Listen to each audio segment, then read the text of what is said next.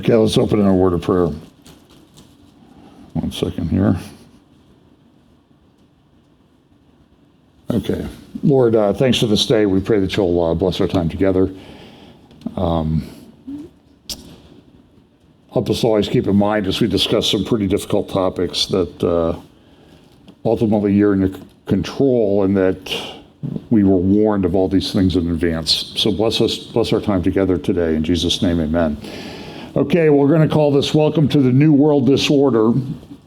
And again, our disclaimer that generative artificial intelligence was not used in the research or preparation of this update.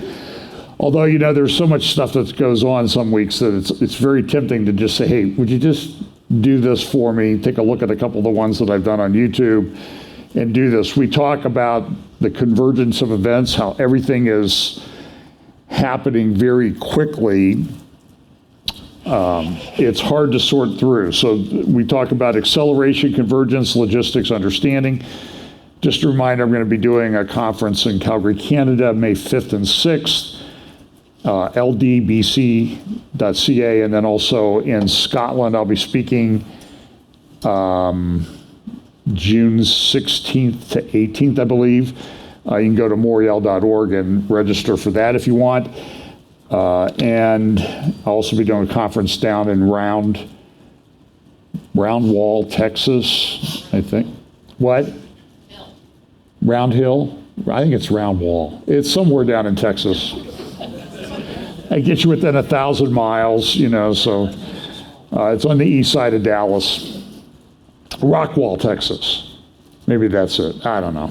Rockwall, Texas. That's being put on by Hope for Our Times. And I don't know if that's up on their website yet or not. So I'll be doing those. That's the last weekend in August. Perfect time to go to Texas. We talk about this a lot that, you know, I've watched prophecy teachers for a long time. I've been teaching on it for a long time. And I've noticed that people have changed some of their views over time. You know, we sort of joke that the 30 minutes of silence that's mentioned in Revelation is to allow all the prophecy teachers to update their charts to conform to what actually just happened.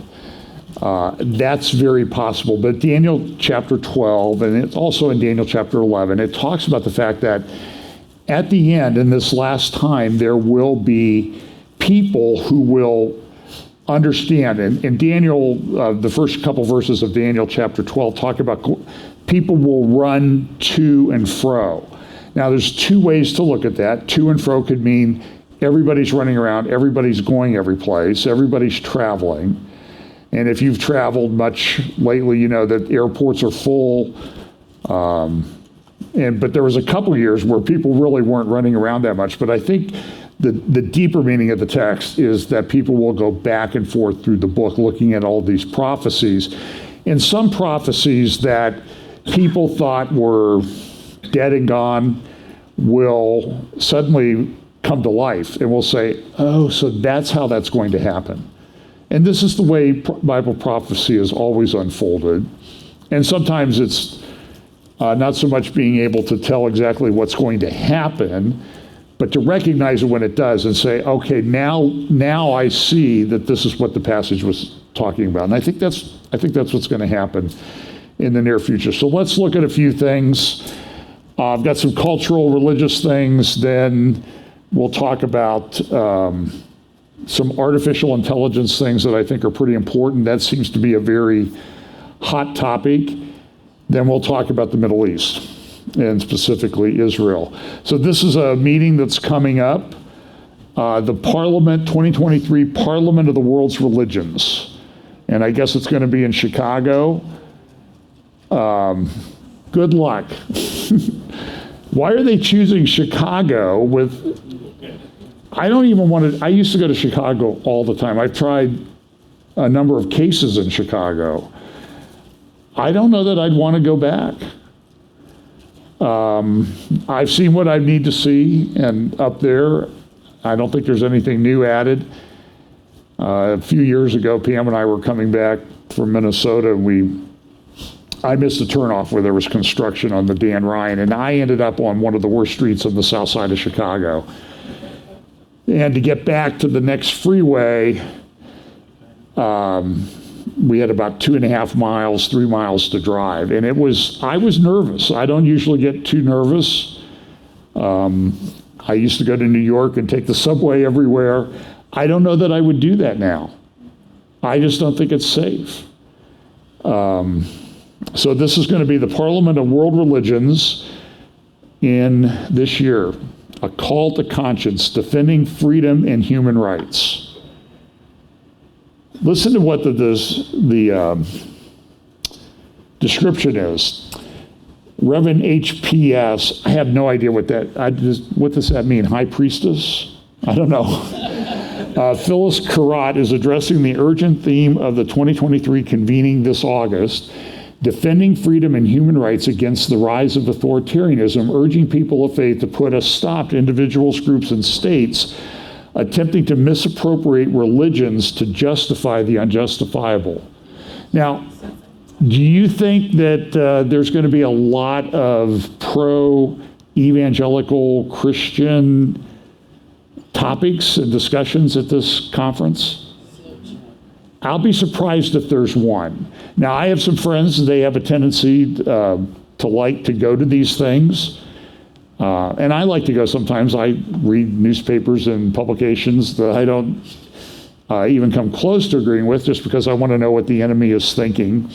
And so if you want to get them all in one place on the religious side, this is the place. And you will find a lot of pagan imagery and that type of thing. I think Carl Techribe and some other friends went to one that took place in Toronto, I think it was a few years ago. And the imagery that was used was just absolutely shocking. I'd have to go back and dig out some of the pictures of the art that they were using at this thing. It was just absolutely shocking, pagan, and demonic. I mean, there was just no other way about it.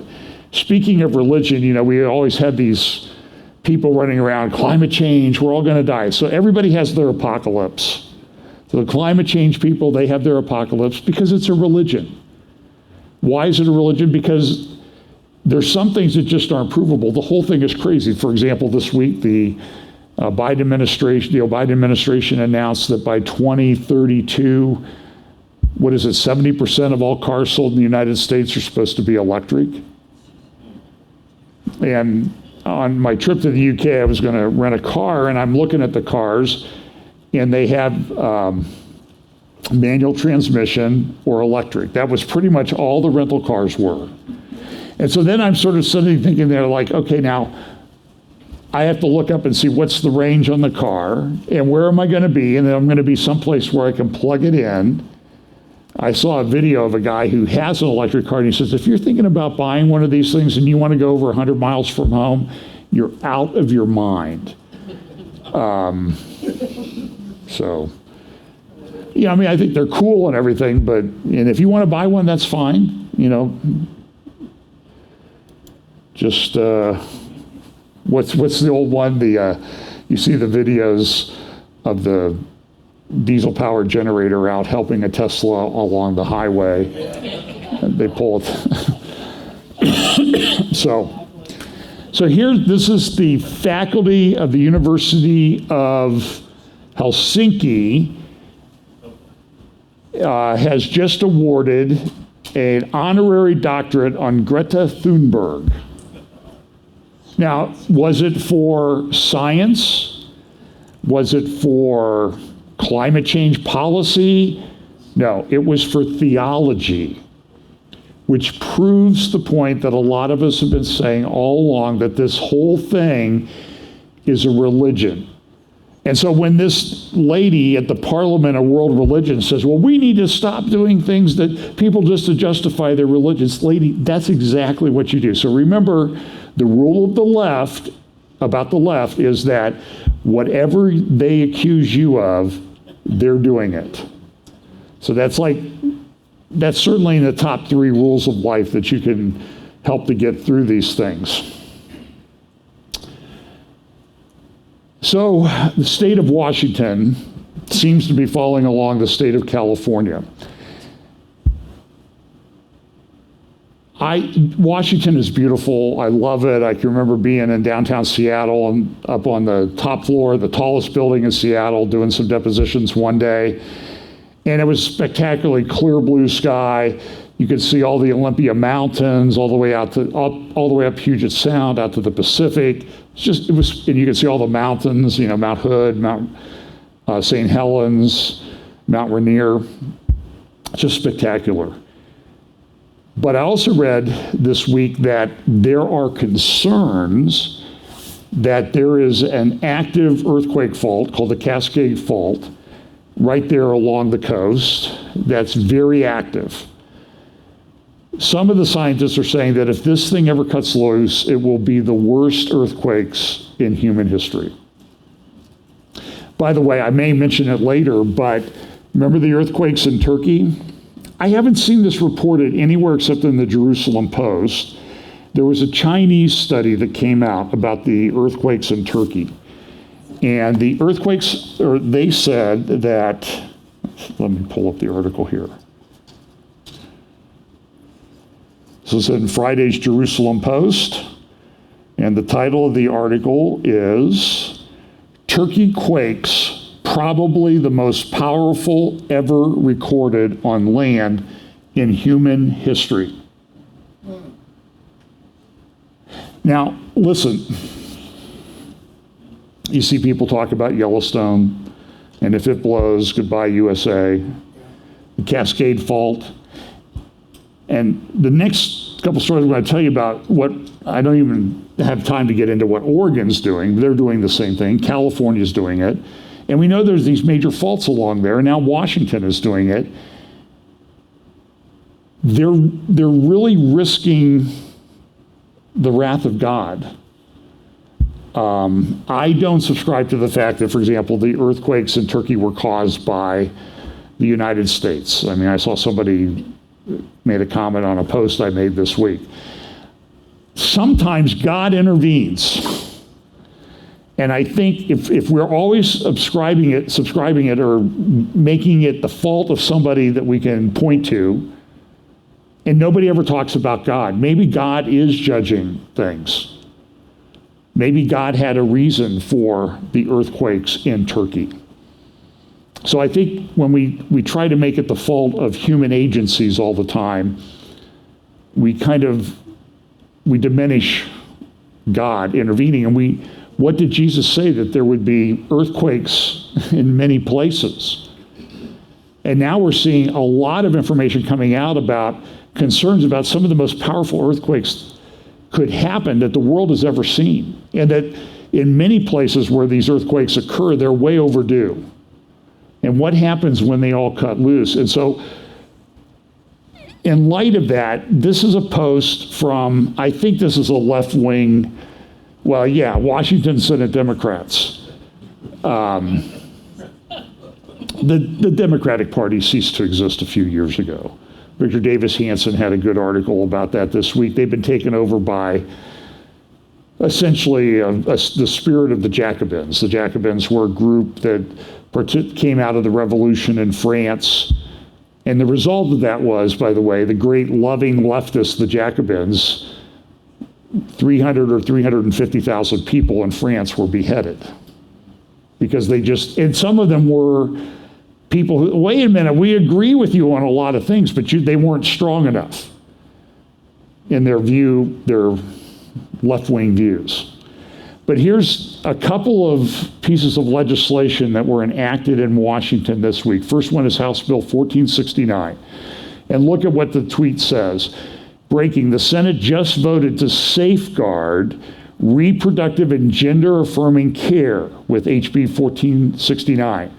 The SHIELD law protects patients and providers from dangerous extremist laws being passed in other states. So, do you think who has a better chance of getting invited to the Parliament of World Religions? The people in Texas and Florida or Tennessee that have said, no, we're not going to do these surgeries that mutilate children. And then immediately come out and say, well, there are no children being mutilated. And then you see these kids. Yeah, when I was 14, I went to the doctor and they took my breast off. They gave me hormones to shut down. I went into early menopause at 27. I was just reading a story about that this morning. So those are the people that they don't want to protect. Now, some people are trying to protect them, and they're the ones that people like this at the Parliament of World Religions are going to say, oh, you evil people. And so what they're doing in Washington, the first thing they're doing is, if you live in a state where they have laws that you're not allowed to have gender-affirming care, which means you can have your body mutilated as a minor, very often without the notice to the parents. Oh, they don't do that, John. You want to know? Just wait till you see the next statute that they put in. So what they say is if you run away and you come to Washington, they now have a shield law there. In fact, this is what the law says. If your parents sue in the state where you lived, or even in Washington, and they want to have a subpoena issued to get the records about the medical care of their child, there's a shield law. That's why they called this the shield. You can't get those records even as a parent of what they're doing to your child. That's Washington. That's law number one that passed within the last few days. And then this lunatic, Marco Lila's legislation to protect transgender and at-risk youth seeking gender-affirming or reproductive care. So they kind of get it all. They get abortion. You know, if you come to Washington to get an abortion and you're a minor, we'll get it for you. No questions asked. And nobody's going to ever be able to sue for people who did this to you. We're on your side. We're doing this for you. We're mutilating you. We're killing your child for you. And that's what it is. So he says, Senate Bill 5599 affirms that trans youth are protected in Washington state by removing barriers to safe shelter. And so you see the act here, and this is a tweet from a person who opposed it. Last night, Washington state passed SB 5599, which allows the state to legally take children away from their parents if they don't consent to their child's gender transition surgeries.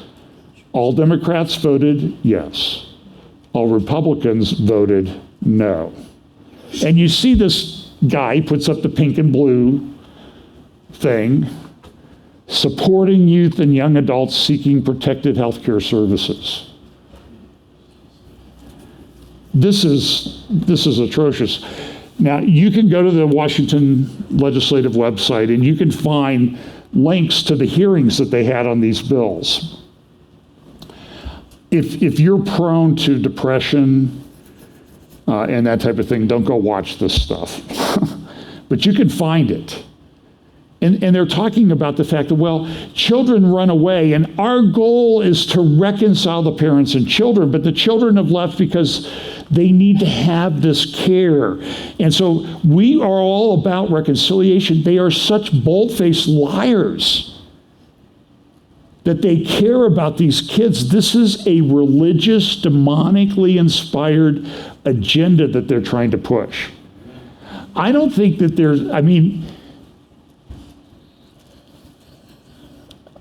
my father died 32 years ago. I wonder what would happen if he came back now and he saw this. Because, listen, he was a big Bible prophecy guy. He loved to teach about Bible prophecy.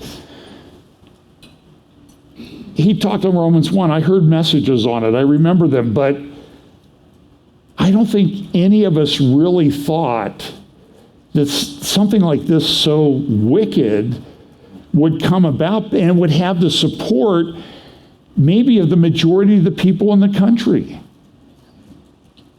I'm just saying, if you live along a fault line that's overdue and you're putting this garbage out as a law in your state, then you probably ought to be prepping on a pretty significant degree. So here's a mother. This is just a minute clip. She testified at the hearing against these bills, specifically 5599 that was just passed the other day. And so listen to what she says and what happened to her and her child, and understand that the legislation was to take her completely out of the picture. Why? Because she was concerned about her kid. Listen to what happened. Appreciate it. Next up is Julie Barrett. Good morning. Good morning, Chair Wilson and members of the committee. Thank you for allowing me the opportunity to testify before you this morning. Julie Barrett, founder of Conservative Ladies of Washington, speaking in opposition to Senate Bill 5599. 2 years ago, my daughter had to be rescued by 8 Seattle police officers from a homeless youth shelter. She was not homeless. She was in a mental health crisis, and I spent 10 days trying to gain access to my child, who was in dire need of psychiatric help. The shelter staff had been working on filing a change petition for my child, then 14, and had also gotten her an attorney from LCYF, all in an effort to terminate my parental rights so that I could not, quote, full consent and get her the help she needed. In fact, they rewarded her with cash when she refused to go to her own pediatrician with a family friend. The staff intentionally alienated my child from her loving family, exacerbating her trauma and unstable mental condition. This bill takes that one step further. A shelter like this would be able to give vulnerable youth like my daughter access to irreversible, gender-changing surgeries or hormones. This bill allows adults to prey on special needs children or children with trauma, mood disorders, and other mental health issues. Parents know their children better than anyone. We know their medical and mental history. Shutting out this critical relationship and doing irreversible procedures is destructive and often deadly to these children. This is an assault on our children, as this bill would allow, based on a compelling reason, which is a youth that has been convinced to get gender-affirming services, to cut parents out of the decision-making process. Minor children cannot consent to these kinds of procedures, and they can never go back and undo the damage they caused. Please do not let this bill get out of committee. Thank you. Thanks so much. The insanity of a culture where a kid can't go buy an e-cigarette or drive a car, but they can go to somebody without their parents' knowledge, parents who love them and are trying to raise them, and have body parts cut off and given hormones to block puberty, and that we don't even know the long-term results of that. And country after country around the world is saying, we're not going to do this. In the United States, we got states doing it all over the place, and we got these lunatics in the White House and the Biden administration pushing it. It's demonic. It's a judgment of God on our country. Pray for these kids. It's unbelievable. In the Atlantic, a former evangelical, let's see, well, I think her name is Sarah Jones. She was raised in an evangelical Christian home. She wrote an article. Here, let me get this off of here for a second.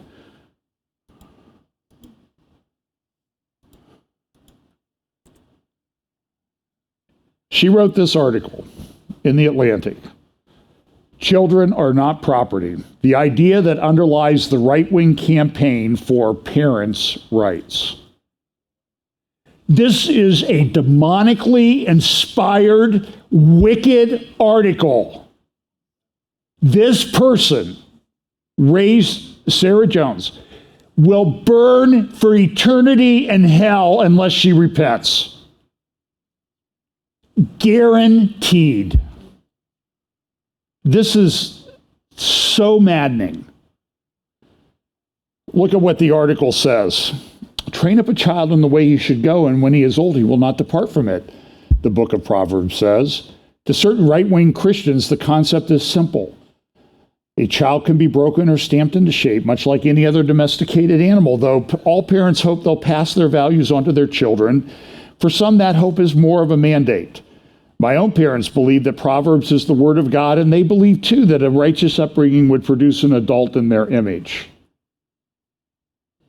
Who can blame them? The idea that a child should replicate her parents does not belong only to conservative Christianity or to religion or law. Yeah, all of you lunatics out here are pushing this. You want your kids like this. You celebrate it. How can you take a 4-year-old to a drag queen story hour? And if you tell the truth about what they're doing to those kids, you get banned off social media. A proverb is common wisdom, and lately this one is hard to escape. Authoritarianism is gospel to modern conservatives. Nowhere is that clearer than in their assaults on children. It is not an assault on your children to protect them from something. You're a moron if you believe that. What is true is you are cutting off children's body parts. You are altering their chemical hormonal makeup. You're the one who's assaulting them. Rule of life. I don't know, it's in the top 3. It's trending to number 1. The left will always accuse you of doing what they're doing. This is so maddening. I shouldn't have had that extra caffeine this morning. Here's a study that came out. This is from Journal of Human Development. And I'm trying to look, I can't remember the date on this.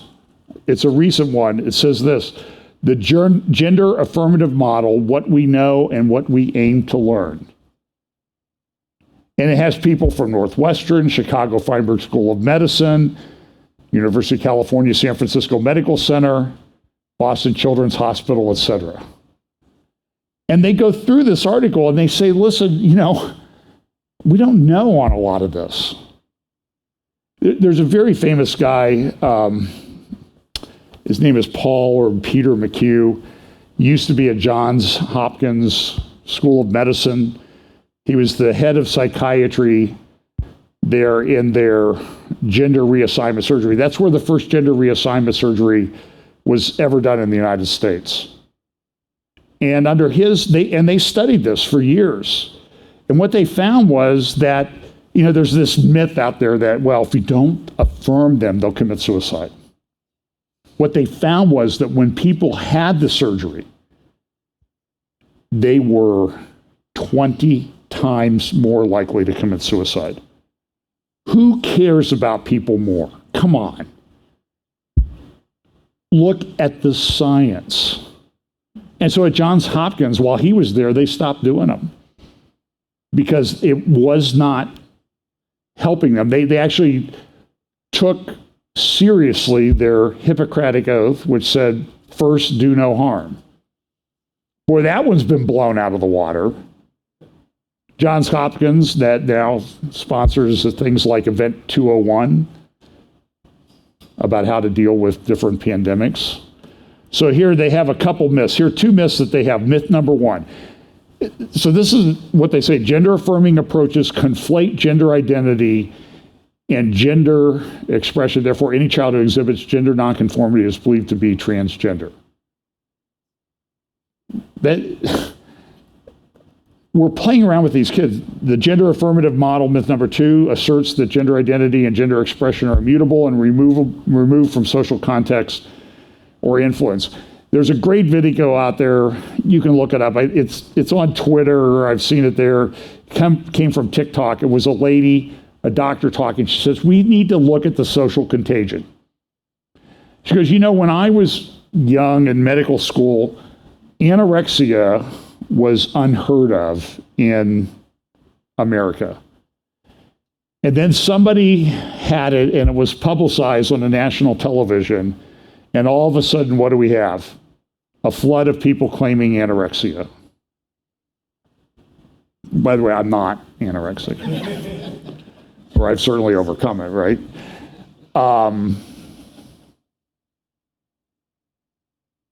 She said the same thing's going on with this transgender stuff. It was unheard of. Now we have clusters where, and now it's like 20% of youth are identifying this way. And I saw a tweet or a video somebody put up. And this person, I don't know whether it was a guy or gal, some you can tell, like that person who's ruined Bud Light.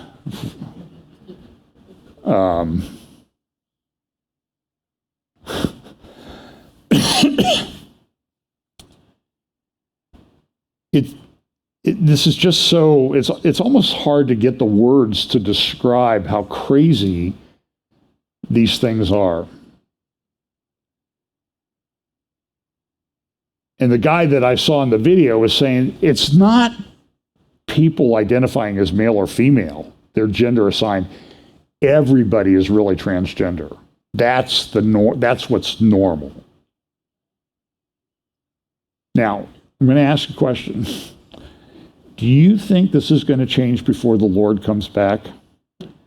I would say, absent a massive revival, no, it's not. We're going to have to figure out how to deal with it. We're going to have to figure out how to protect our families and children and that type of thing from this onslaught.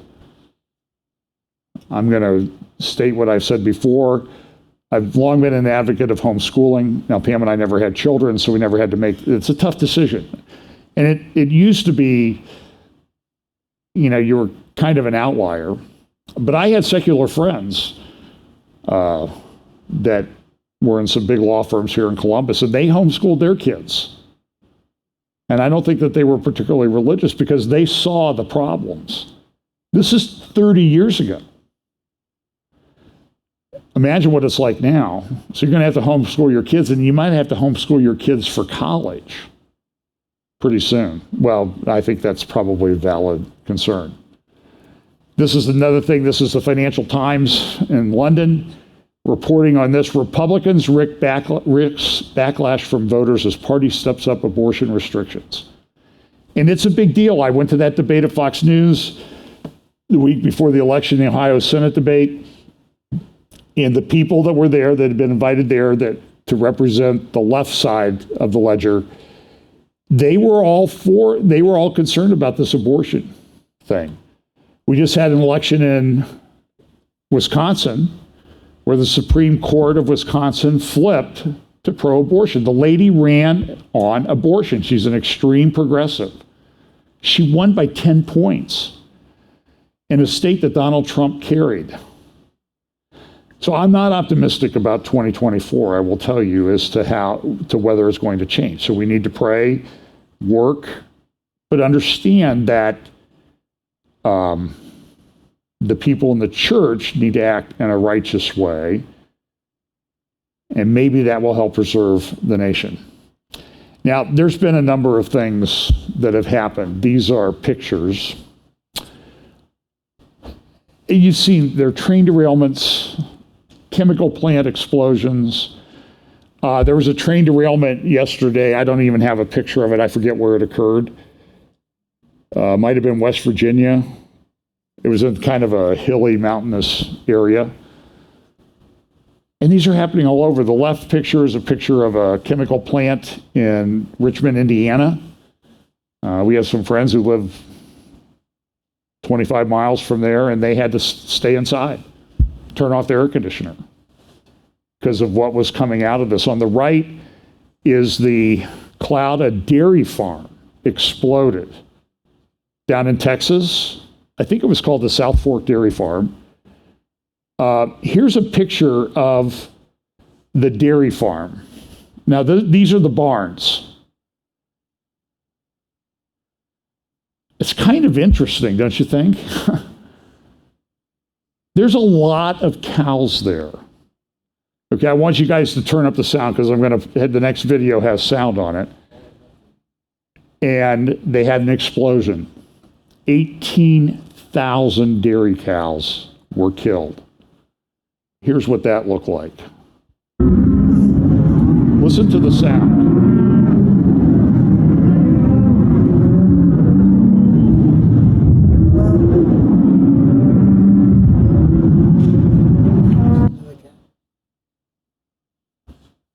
Can you hear the cows? Folks, What do you think for people in this last period of human history when the Bible tells us many people will die? What do you think that sound is going to be like? When a whole city is incinerated. Now, I don't know who's doing these. Some people say it's foreign actors. I wouldn't be surprised about that since we're at war with people. Some people say it's people within our own government. You choose which one you want to believe. Something is going on. Something is going on.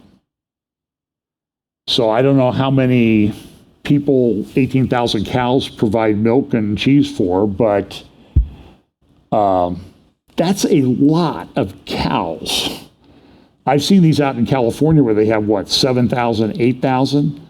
This is 2.5 times the size of those. It's unbelievable. This morning, or yesterday, this is Brunswick, Georgia, down there in Jekyll Island. A chemical plant. Brunswick is a port city, a lot of food processing plants down there, wood processing because of the forest around, and it burned. And it's like almost every day in this country. And it just seems like something's not right. So, and I don't want to be trite and say something like, well, what did you think the end times are going to look like? But really, what did you think they were going to look like? Now I'm going to talk about artificial intelligence. Yeah, I've talked a lot about this. I'm not going to go back and plow old ground, but I have a couple long clips, short and then 2 long clips, and then some other things about where this is going. So first of all, here's a headline from yesterday's Financial Times. Musk to start AI startup to rival ChatGPT. So Musk with Sam Altman founded a company called OpenAI. OpenAI is the one that's put out these things, and now there's a GPT-4. Microsoft has invested $10 billion, and Musk left a few years ago, and Sam Altman is in charge. I saw an interview recently with Sam Altman on ABC News, and she said, some of this stuff seems kind of scary. What happens if it gets out of control? Oh, I think we might be able to slow that down. She goes, well, what if you think it's just like a 10% chance that it will destroy the world? Well, I think we can push some buttons to slow that down. And it'll be great. That Goldman Sachs came out with a report this week that said economic growth, GDP, is going to go up because of our use of artificial intelligence. And they may be right. They also said in that same report that it would probably result in a number of people around the world losing their jobs. Their jobs would disappear. 300 million people. Now, you can say a lot of those might be lawyers, and that's okay. I get it. Ha ha ha. But it's changing the world. And Musk, so he came out with a letter. The Institute of Future Human Institute or something like that. And so we need to put a pause for 6 months. But when Goldman Sachs comes out with a report, and Microsoft has come out with a report, and they've invested $10 billion,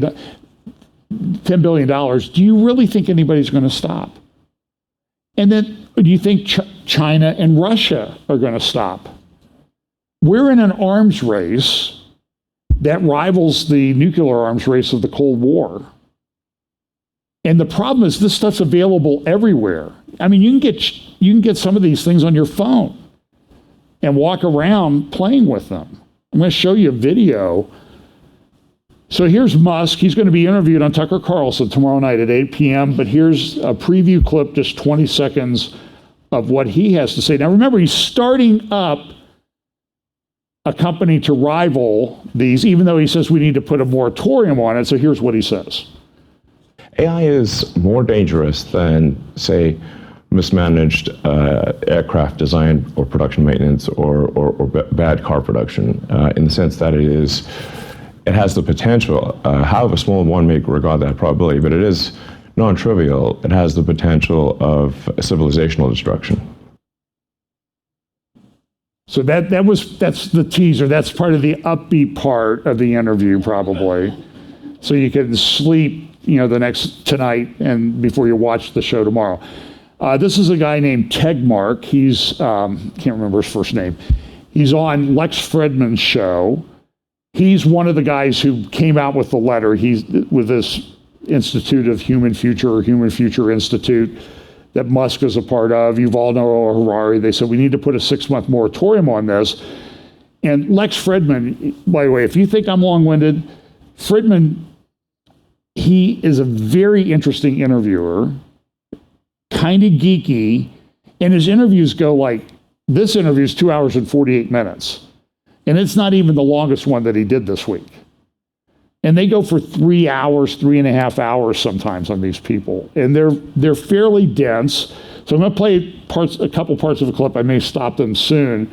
But this is Tegmark, AI guy, transhumanist, supreme, and he's talking about, listen to the term that he uses about what is kind of driving people. Because this is the word that's used within that community. Get our shit together has shortened. And it seems like the scary thing about the effectiveness of large language models. So By the way, I apologize if there's any bad words in here.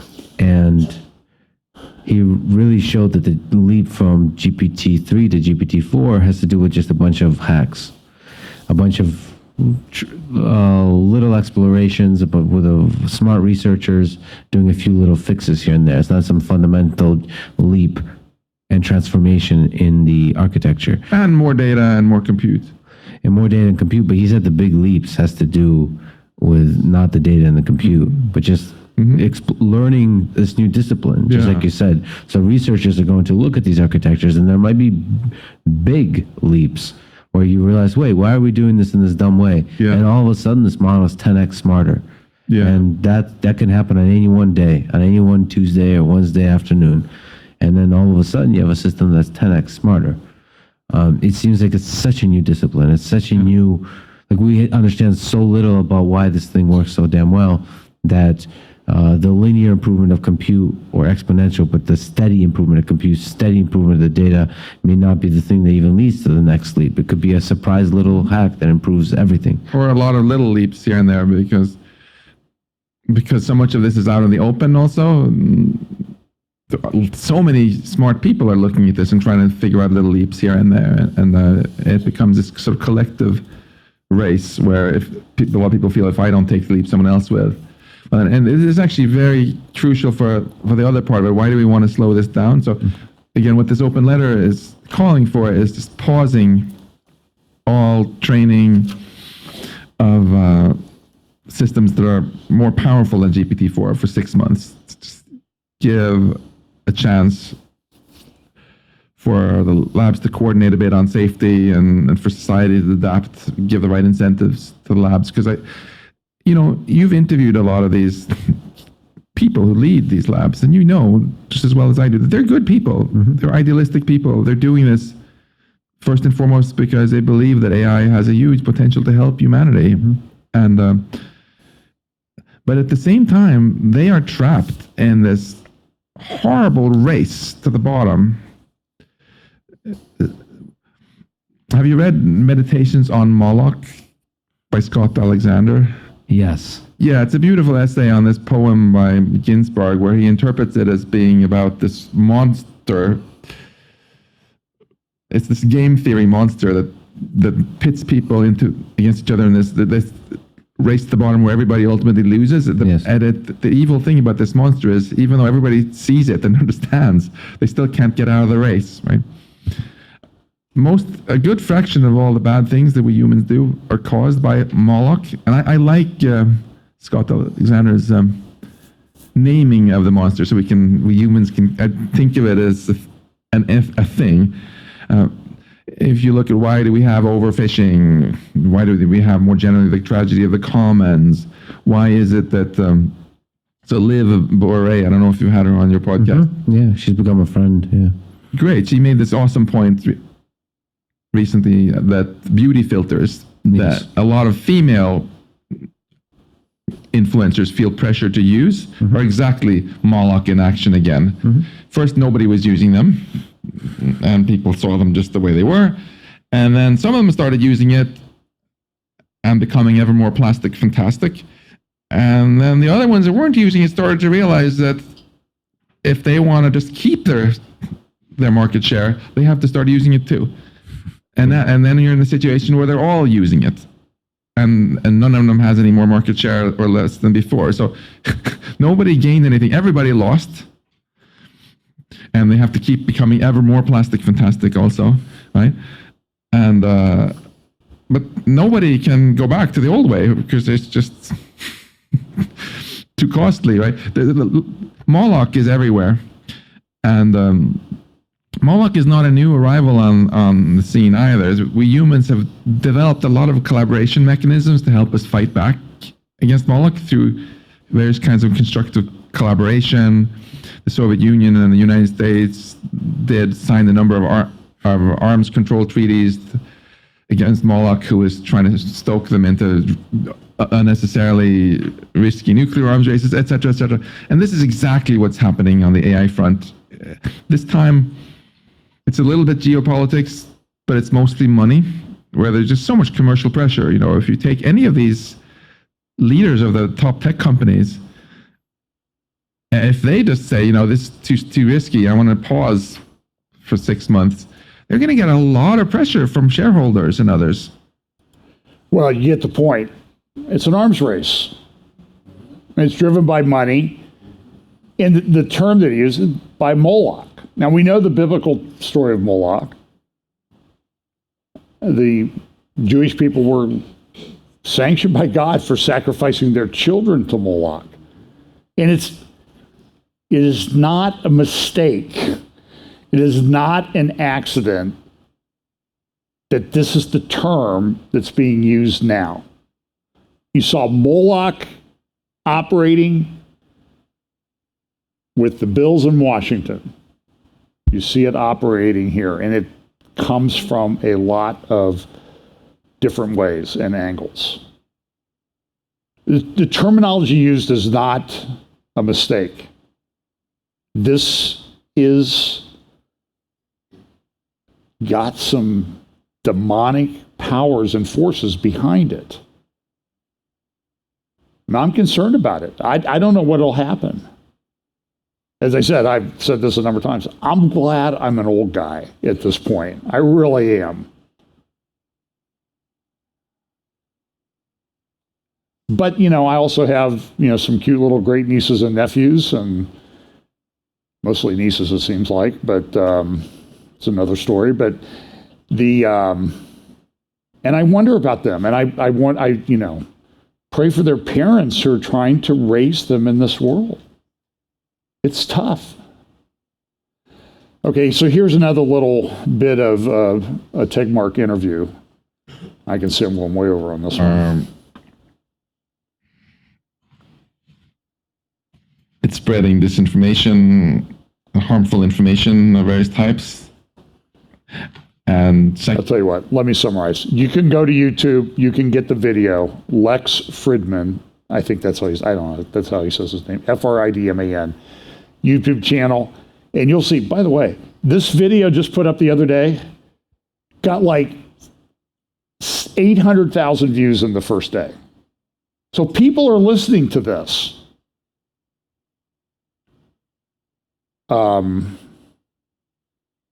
I think it's an opportunity for the church to point out what's going on. Now, we won't get 800,000 views, but we can try. Here's an interesting, this is from an Arab newspaper, and I just am very interested at the imagery here. Do you kind of catch the imagery of the barcode? Remember, we always talk, well, that's the mark of the beast. And what's happening here is the barcode is like a rack, and it's squeezing this. It's squeezing the world, and the world is screaming.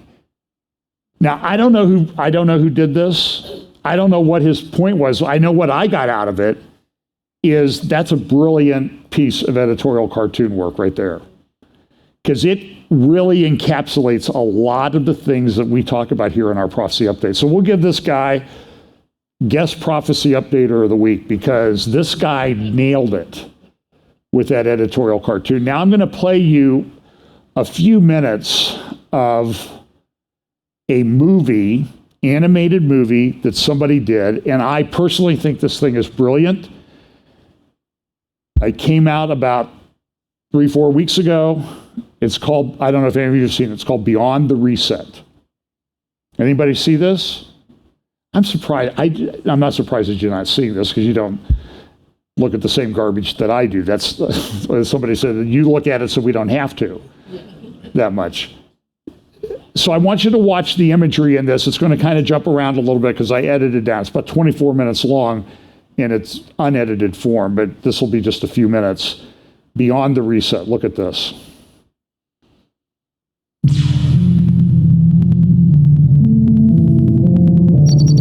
Look at the imagery, what it is, what we've just been through as a world, where technology is going, what people have talked about, and what this is. A facility. You see the drones flying around up there, watching. This is where the AI stuff goes. You see the towers with the cameras and stuff on them?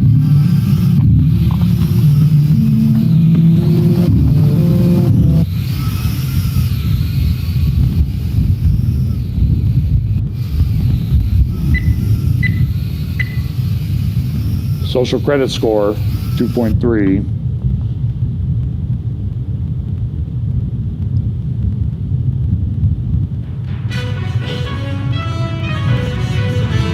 See the book that he's got on the table there? Good morning. We are bringing to you Great today's Reset. most important news from around the world. What he does then is he sort of thinks back at like what life used to be like.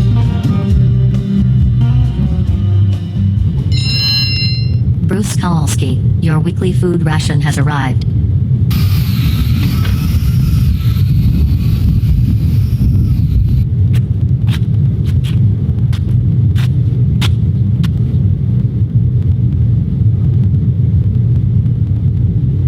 See green cola, woke models, books there. Be gender neutral, soybeans beyond meats, beyond plants, crunchy dry locust cookbook.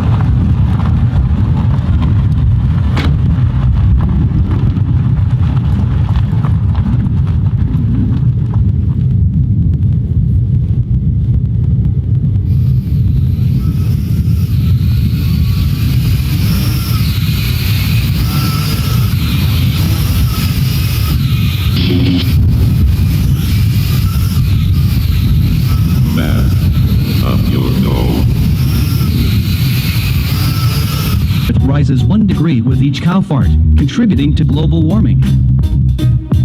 This is why the authorities started a cow extermination program, and today the last herd of cows has been dealt with. The Earth has officially become a cow-free planet, and climate change is finally under control. You might get concerned. Where would we obtain our proteins from? Chicken and pork are not commonly accessible products, and beef is gone now. Do not worry. Hundreds of alternative protein manufacturing facilities have been constructed on each continent. They process thousands of tons of protein-rich food. This alternative food contains way more protein than beef. It is cheap to cultivate, and it doesn't contribute to global warming. Kudos to science and green agenda. That is all for today. Stay tuned for tomorrow's news.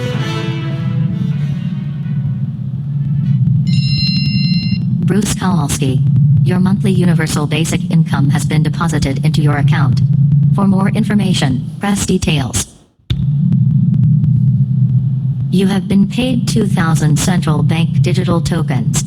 The following fees are being deducted: accommodation fee, food ration fee, recycling fee, clean energy fee, personal greenhouse gas emissions fee, climate change fee, diversity fee.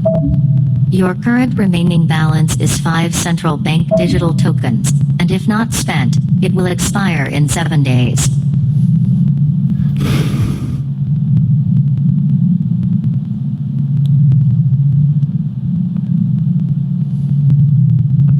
What can I get for this? Gaming console. Attention. No Important VR announcement. headgear.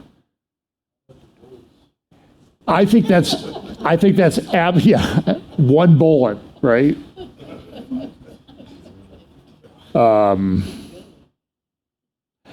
I think that video is absolutely brilliant.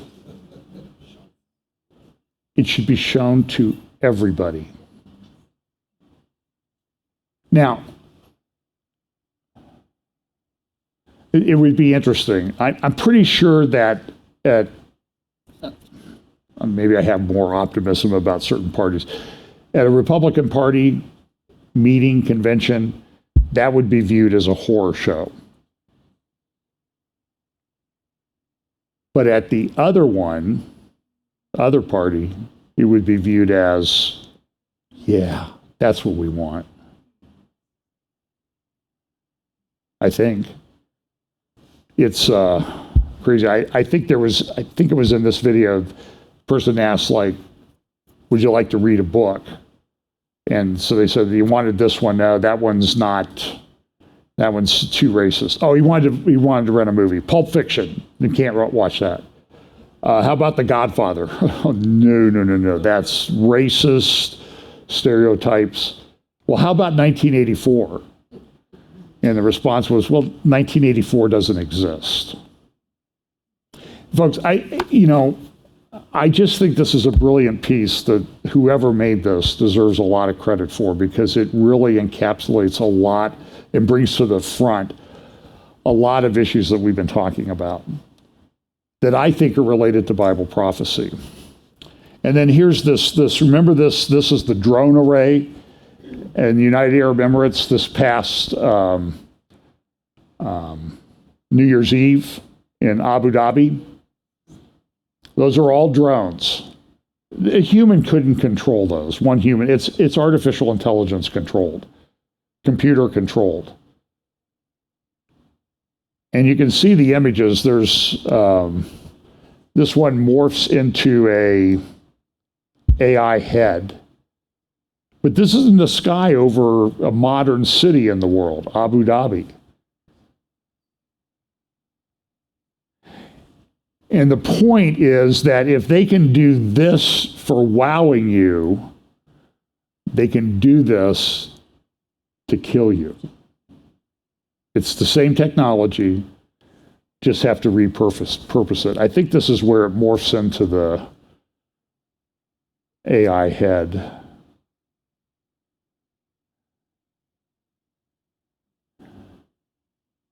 Oh, that's scanning your fingerprint.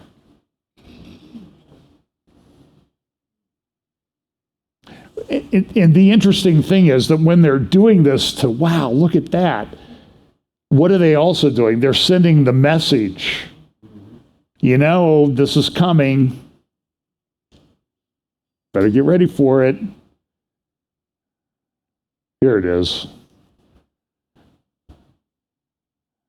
And then you see what it says inside the head. AI. That was from last New Year's Eve celebration. Okay, one more thing. I'm just going to play a very short clip of this. This is a video. Just watch it for a second. A fleet of massive alien spacecraft just appeared out of nowhere and jumped into Earth's atmosphere. The ships are unlike anything. Panic is spreading across the globe in the wake of the arrival of alien spaceships. Reports of unusual activity and sightings have led to fear and uncertainty, with many wondering what the aliens' intentions may be. World leaders are working to calm the public and assure their safety, but the situation remains tense. Experts continue to investigate and gather more information as the world grapples with this unprecedented event. My fellow Americans, today we face a challenge unlike any other in our history. As you may be aware, strange alien objects have arrived on our planet. While we do not yet know their intentions, we must remain calm and approach the situation with the utmost care. I have ordered our government officials to work. Aliens greeted me. I was the smartest person in the room. I dissected some aliens and they didn't even scream. Nobody heard them scream. I created Space Force. I don't think Sleepy Joe will give me any credit. Okay. So what's the point of this video? And by the way, I have a number of these. This was totally generated by AI. The sound, the pictures, the video, whatever, the artwork, all done by AI. And look at the theme that it came up with. It sort of reminds you of the movie Independence Day. This is a little thing. I'll just play a clip of this. This is where some of this stuff is going. AI, misinformation, disinformation, and how they're, I think, weaponizing it. Here's an example. This is from CNBC. Now to a story that maybe should have every free speech advocate, I don't know, a little bit concerned. Axios reporting that President Biden may enlist a few hundred social media stars to tout his record as he heads for a re-election bid. The report in Axios says the White House wants to use these mostly younger, obviously digital media stars to target voters who may not follow the White House's official feed on social media or who may not watch or read more traditional and, dare I say, regulated media. And check this out. The report says the social media army could even have its own press briefing room at the White House. If true, wouldn't that essentially create a second White House press corps filled with those handpicked by the White House itself? Joining us now is the Axios reporter who broke the big story, Sophia Tsai, and author of the new book, Next, The Power of Reinvention in Life and Work, our friend Joanne Littman. Sophia, starting with you. By the way, amazing story, amazing scoop. I posted it all over the place. I got a variety of feedback. What kind of feedback did you get on the story? And was there anything that I said that mischaracterized the story? No, I think all of that is correct, right? The briefing room obviously surprises some people. And I think the thinking behind that is, look, young people, i.e. people my age and younger, are not all watching cable news. They're not all reading the newspaper. Instead, they're scrolling through TikTok and Instagram to get their political rundown, not just political either. So, they want to meet people where people are at. And these are also prospective voters, of course, but, they are not saying that because this is the official White House that's doing this. And I assume, now, I actually did not go to school for any journalism, so I'm a terrible example, but I do have a law degree. I feel like I kind of have, and we have editors here, and we've got the FCC up our grill if something goes wrong. Sophia, I'm assuming that you studied something having to do with journalism in college. I studied politics. Oh, so did I. Congrats, and here we are. Now, but point is, this is your profession, and to me, there's when I read your story, again, I urge everyone to go read it. I felt like there's no knocking these influencers. They're all famous in their own right and built great brands, but this is not what they do for a living. And I think that is a risk that the White House will have to take. To your point, they're not necessarily regulated by editors. They don't necessarily have a newsroom standard. They are. Well, you can find that at CNBC. But remember when Obama left office, he set up that organization. We talked about it here. I can't remember the name of it. And you wonder, whatever happened to that? Now we see that the White House is pushing to do social media influencers. What do you think they're pushing them to social media influence? Joe Biden's the greatest president ever. He's wonderful. Sit back and bask in the afterglow of his mighty greatness. This is what's happening. By the way, they're doing the same thing in And they'll attack the other side, and they're doing the same thing in Israel. I know Yair Lapid has a bunch of social media influencers peppering social media about things that are going on with judicial reform in Israel. I've seen the reports. Folks, you really, you got to really steel your mind and your heart in this day and age. This is,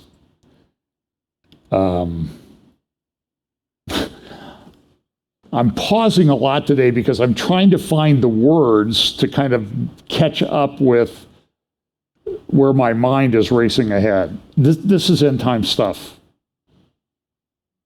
This is how it's going down.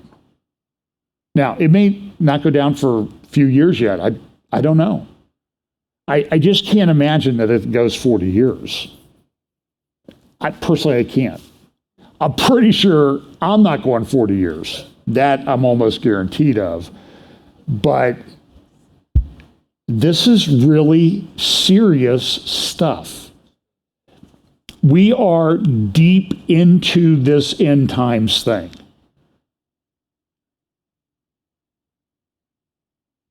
Lighthouse Trails Research. I saw an article this week. Somebody posted it on one of their Facebook groups about something called, remember we have Lectio Divina, this mysticism that's coming into the church. Now it's called Mistio Divina, I think.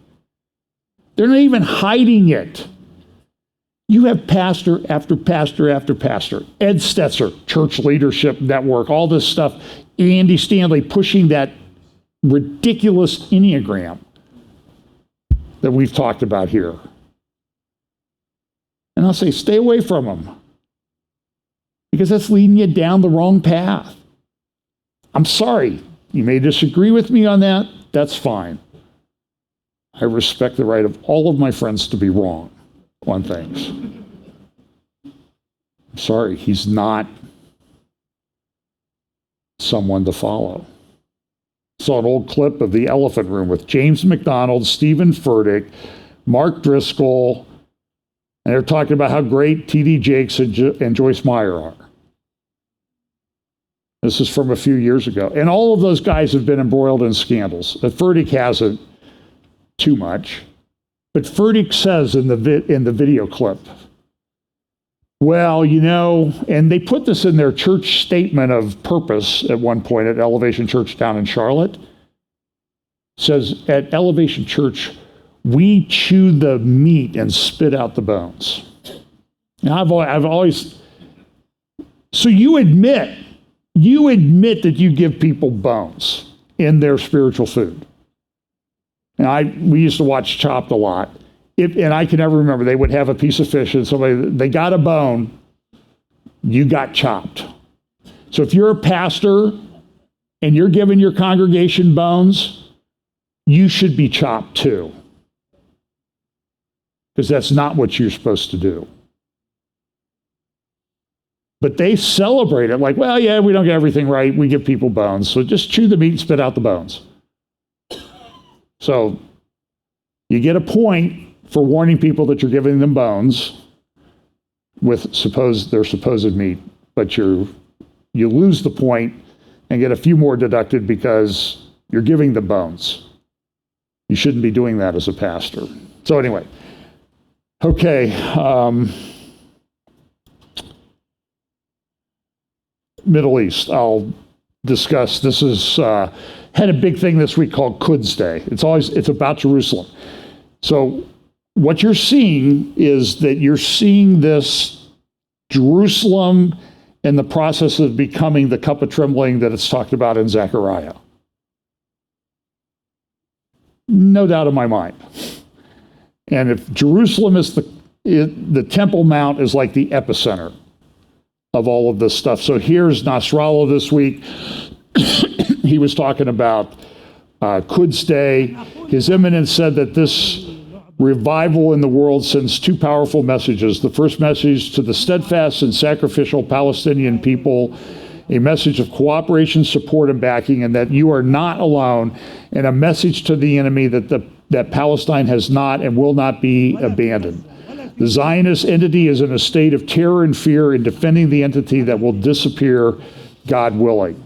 His Eminence indicated that there were major developments that took place during the past year at the international level, the region in Palestine. At the international level, the first title is The Decline of American Power, and America is no longer as strong as it was in previous years. And then he said the Zionist entity is having internal problems, and this is our opportunity. And so that's the question. So even in this is a video or a picture of a parade of Palestinians in Yarmouk. Now, what's Yarmouk? Yarmouk is one of the hellish spots on earth. It's about a square mile, maybe a little bit less. It's one of the most densely populated places on the planet. And what is Yarmouk? It is located within a certain city. What city? Damascus. This place was destroyed because it was occupied by Palestinian and Sunni Muslims, and they wanted to get rid of them. But now it's coming back. So they had the big posters up, but here's a little video clip, and you can see, and so you see the poster, right? What do you see behind it? Buildings that are trashed. They're just a shell. This war's been going on for 12 years. This is in the city of Damascus, and they're trotting out what? The Palestinian issue. And you'll see these refugee camps in different places. I had a discussion with a Palestinian activist. He said he'd lost children. I have no reason to doubt him, in a rocket strike in Gaza. I looked it up. It seemed to be true. 2 daughters and a niece, there were 3 or 4 killed. And it's just horrible. I mean, you sit there with a guy who's lost his daughters, but you don't know whether it was an Israeli rocket or a Gaza rocket that didn't quite make it, right? But I asked him about this. I said, so listen, I've not been to Yarmouk, but I've seen pictures of it. I've seen refugee camps in Jordan. I've seen well, first of all, I said, I've seen refugee camp in Nablus, Balata, right near the old Tel at Shechem. I said, it looks horrible. He goes, it's awful. Why is that? Oh, it's the occupation, the occupation, the occupation. Gaza looks bad. Oh, Gaza's terrible, the occupation. I said, so I go over to Jordan, and I've seen refugee camps in Jordan, but that's not, it's the occupation. Which means that it's just a bunch of propaganda nonsense. These people are being used as political pawns, and you see it this week. Here's a thing from an Iranian newspaper called Kayan, and they're going after, the West shouldn't be talking about rights. And it says here, implosion ought to be coupled with an explosion to end Israel. This is the editorial, the opinion piece in this newspaper, page 2. Here's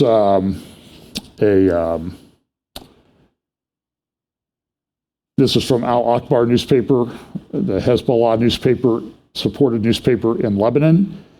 And it's talking about an American mobilization to explore the horizons. Iran and Saudi Arabia are accelerating the path of normalization. And this is going forward at fairly breakneck speed. This is a big deal that's happening. The Saudis were meeting, I'm trying to remember who was meeting. Everybody's meeting with everybody else. And ultimately they oppose Israel. This is a big deal. And here's another video. This is Nasrallah also speaking. He said, if Israel harms the holy sites, they've escalated things on the Lebanese border. Well, wait a minute. You guys shot, drones and rockets into Israel. Your people, and Israel escalated it because they had the audacity to respond. This is the way they think. This is a video that was done by Ayatollah Khomeini, Iran. A disgraceful, whatever they called it, disgraceful silence.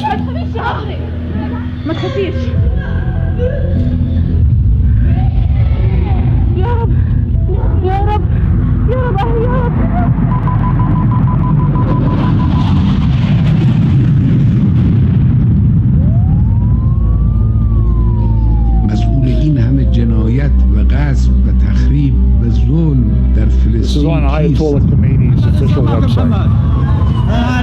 فجأة كنا عاملين فجأة نزلت علينا الصواريخ 63 شقة.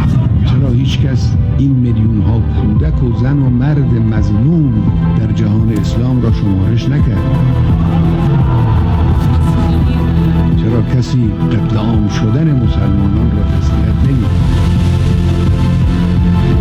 چرا میلیون ها فلسطینی باید 70 سال And I need to apologize because I forgot to do one thing here. Go to YouTube. I think Caroline Glick in her Twitter feed put a link up to the funeral of the two young women, 15 and 20, who were killed in a terror attack in the Jordan Valley. And then the funeral of her mother, their mother, who also died a few days later. It's heart-rending. So listen, I'm not unsympathetic to people that are losing this thing in a war. This happens in war.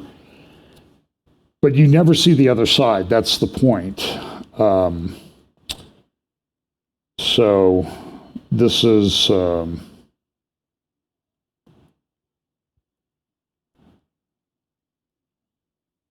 Syria's coming back to the Arab League. Raisi was out there saying we need to, anybody who's normalizing ties with Israel is a betrayal to the Palestinians.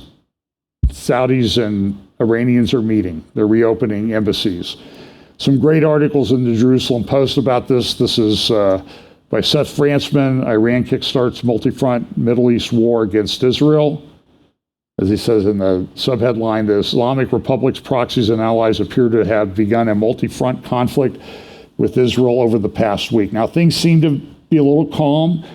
The holy days came, the Sabbath, the Islamic holy day, and then the Shabbat, and things seem to be calm in Jerusalem, but everything seems to be really tense. This is from Alma Research.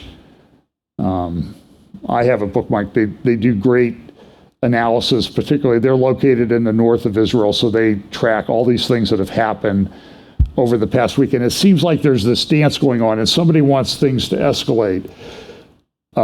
This is from the Wall Street Journal yesterday. Iran presses militants to attack Israel. The Quds Force commander came out and said this. Israel at the same time, front page Jerusalem Post on Friday, Israel seeking U.S. help for IDF buildup as expert fears Iran strike. They need weapons. They need missile stores. I don't think they're going to get them from us. In fact, things that we had stored in Israel to be used were taken to Ukraine. I don't have time to go through this in detail. Jonathan Spire, Seth Frantzman, who wrote the prior article, and Jonathan Spire, was privileged to have dinner with them in Jerusalem when I was there in December. The Iran-led bloc senses an opportunity. And Jonathan he's been places in the Middle East I wouldn't even think about going.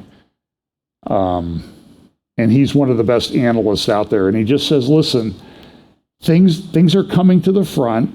Iran may sense an opportunity. Israel seems to respond in such a way that they don't escalate things. But what happens when it gets out of whack? And Israel's concerned. The proxies around, I know who's reaching settlement agreement. Now the normalization is Saudi Arabia and Yemen, the Houthis in Yemen.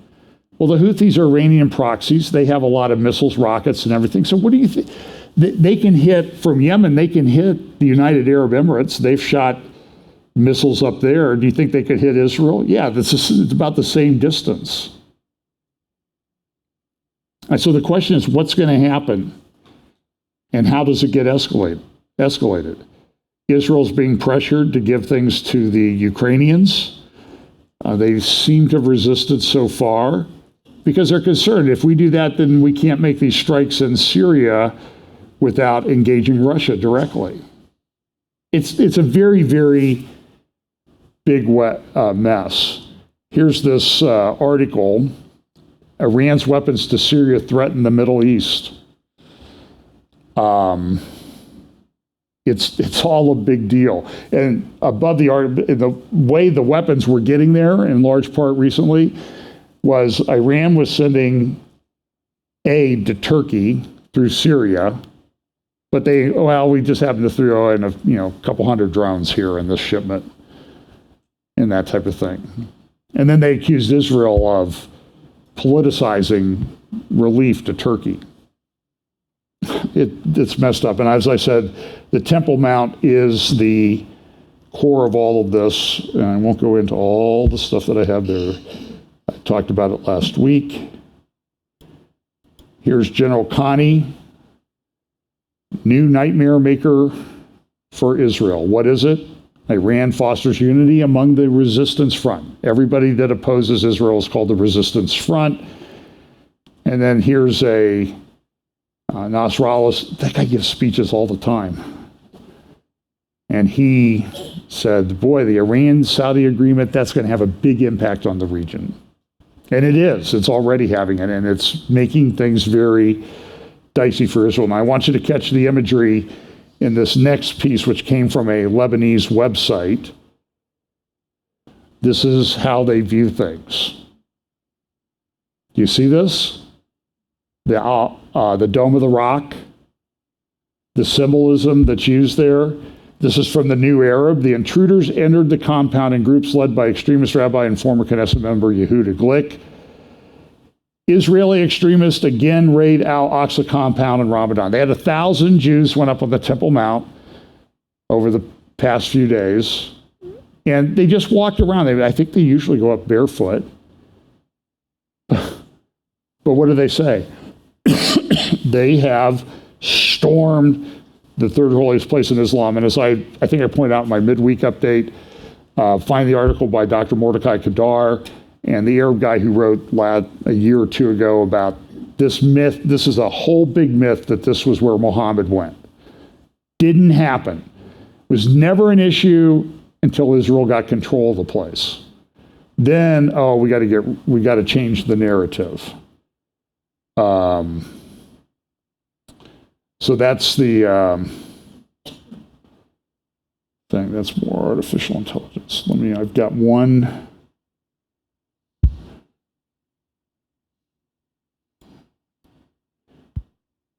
Well, I'll save all that for a later update or midweek, whatever.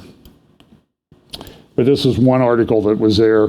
This is an intelligence service that says Qatar will not be providing any more money to Jordan's king. This is a big deal too, because the king has been under attack by the Muslim Brotherhood for a number of years, and he's always going around. He sort of plays Egypt off against Qatar because of the Muslim Brotherhood thing, and then he plays this one off. And now all the other Arabs are starting to get along, and he's kind of stuck in the middle. And there's a concern that the Jordanian government could fail. That's kind of the Jordanian monarchy. This is sort of the ruler, the Hashemite family, the Hashemite tribe controlled Mecca and Medina until the House of Saud took it over back in the 20s. So then the Hashemites didn't have a place to go, so they were given two places, Jordan and Iraq. And how'd that one go in Iraq? So there's very close connection here, and United Arab Emirates seems to be leaning towards the Iranians also. And part of that is a reason. You go to the tip of where the peninsula, where the United Arab Emirates or UAE is located, and 75 miles across the Persian Gulf is Iran. Very close. And Iran could shut down the shipping there. And they could lose access to world markets to their oil. So it's all very... It seems like everything's boiling everywhere. That's the best way that I can describe it. So listen, we know that this is the way the world is going to be. Earthquakes. A lot of scientists talking about big ones coming. Chinese analysis of Turkey is these are the two largest earthquakes on land ever recorded. Now, that's on land.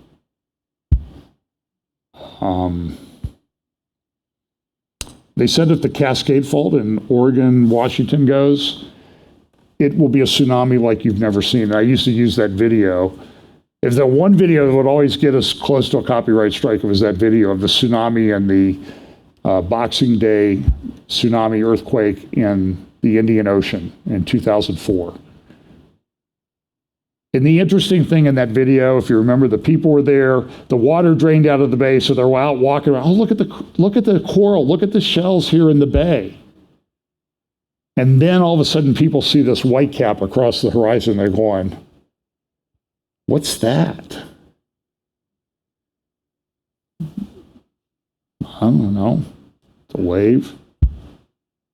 Then somebody says it's a tsunami. No, that's not a tsunami. And then what do you see? You see the locals running for the hills or the upper floors of buildings because they know what's coming. They're reading the warning signs. And I remember there's that one picture of that guy standing in the bay, and here comes the tsunami, and he's dead. Because he didn't follow the people who knew what to do and the warnings that were being given. And the scripture gives us all kinds of warnings. And we're at that point. The signs are really unmistakable. They're clear. They're happening. And they're happening at breakneck speed. It's impossible to keep up. I only give you a little teeny tiny slice here. And other people who do this faithfully do these updates. We can't get it all in. And you have a responsibility to arm yourselves with knowledge, wisdom, understanding, and steel your minds and hearts, because the deception and things that are coming. When Tegmark, in that interview with Lex Fridman, was talking about Moloch, in part of that interview he says, well, this Moloch thing it really means it's really deception. And I don't know if he knows all this, the spiritual thing behind this, but he swerved into the truth there. It is about deception, and that's what Jesus warned us most about. So pay attention, steel your minds, steel your hearts. Let's pray. Lord, thanks for this day. Pray that you will help us to steel our minds and hearts, to always stay faithful to you, that our doctrine would be correct, that we stand on the truth of the Word of God and your Son, Jesus Christ. We just pray that you will always help us to remember that. Give us opportunities to share the gospel with people because time is short. Bless us this week. In Jesus' name, amen.